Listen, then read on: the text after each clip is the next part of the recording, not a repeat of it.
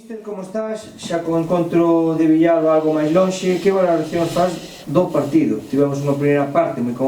completa, aínda que o resultado non acompañou. Que crees que cambiou na segunda metade para que o equipo non fose capaz de xerar tantas ocasións de perigo? Boas tardes. Bueno, é sencillo. O que cambiou foi que eles meteronse moito máis replegados, o campo non estaba ben, na primeira parte ainda aguantou, co paso dos minutos fouse poñendo mal, e ao fin e ao cabo é máis fácil defender cerca da área se o campo non está ben, e tes xente como teñen eles que son poderosos no xogo aéreo, pero bueno, non é que fixera, máis que nada foi que non tivemos moitas ideas en ataque, porque bueno, era complicado, había que poñer centros, eles son poderosos no xogo aéreo, pero bueno, a realidade tamén é que xogamos contra un equipo que en teoría vai estar arriba, é un equipo recén descendido, na segunda parte tivo unha ocasión moi clara, é certo, que pasaron, pero do medio campo non pasaron en toda a segunda parte. Por outro lado, tamén quixera preguntarche pola lesión de Brais Calvo, que sin dúbida foi a nota negativa da xornada. Como se atopa a día de hoxe? Pois non está ben. Estamos á espera das pruebas, pero bueno, é outro xogador que nos caen, con esta creo que levamos 5 ou 6 baixas, son demasiadas,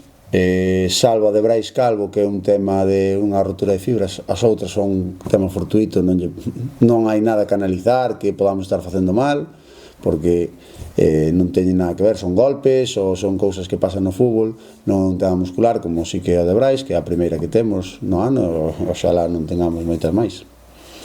E xa falando un poquinho máis dos lesionados, quero que me comentes un pouco sobre Pablo Caraván,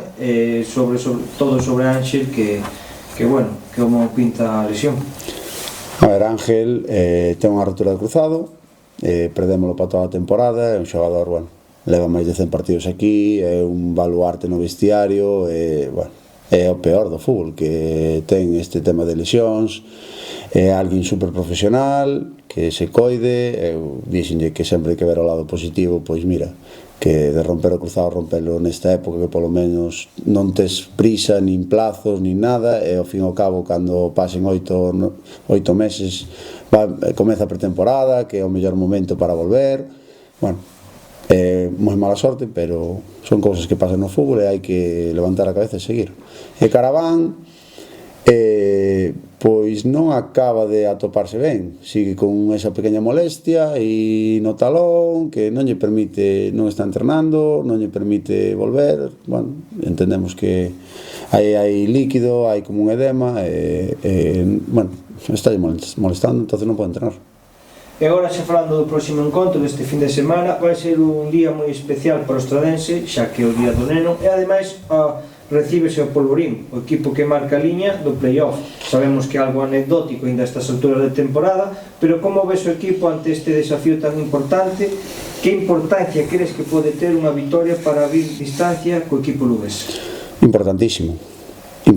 este fin de semana, porque levamos 2 xornadas na casa que, bueno, que non gañamos, empatamos con Noia, perdemos ca Sarriana,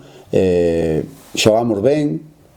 é importantísimo, temos moitísimas baixas, necesitamos que a afición nos bote unha man, este con nós, porque, bueno, hai que darlle oportunidade a xente xove, non hai problema ningún,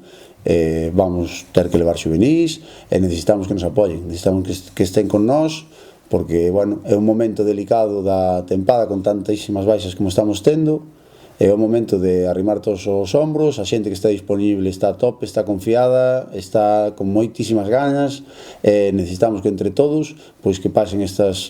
semana, a próxima semana, por lo menos ir recuperando xente. Moitas gracias. A vos.